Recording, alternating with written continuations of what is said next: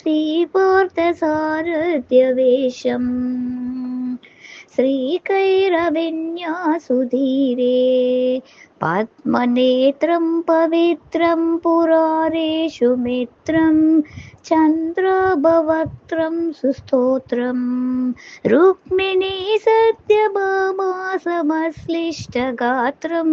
श्रीपार्थसारथ्यवेषम् भीष्मादिबाणस्य तस्यं भुक्तिमुक्तिकलाभाय भक्तैरुपास्यं भक्तादिहारिस्मितास्यं पार्थवात्सल्यसम्प्राप्तदौत्यादिदास्यं श्रीपार्थसारथ्यवेषम् लोकावनायातलीलं पूजितानेकदेहान्त्रलोकैकबालं श्रीदेवकी पुण्यबालम् आकृतानेकगोपीसुवर्णापचेलं श्रीपार्थसारथ्यवेषम् बाहुद्वयोपेददेहं पाञ्चजन्याख्यशङ्कस्फुरत्यक्षबाहो श्रीगारुडस्वीयवाहम् पुत्रपौत्रादिसम्पूर्णदौत्यस्वकेहं श्रीपार्थसारथ्यवेषम्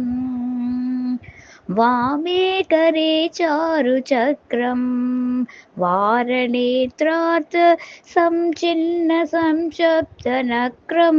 कारुण्यसम्पूर्णनेत्रम् श्रीसौन्दर्यसम्पूर्णकामाख्यपुत्रं श्रीपार्थसारथ्यवेषम् लक्ष्मीनृसिंहाद्रभेदं रङ्गनाथेन देवेन नित्यं समेतं भक्तैः सदा साधुगीतं स्वीयभक्ताय पार्थाय सम्प्रोक्तगीतं श्रीपार्थसारथ्यवेषम् भक्त्या कृतं स्तोत्ररत्नं दीक्षितानन्दरामेण निर्वाद्य सिद्ध्यै नित्यं पठै भक्तिशायी वासुदेवप्रसादो भवेदेव तस्य श्रीपार्थसारथ्यवेषम्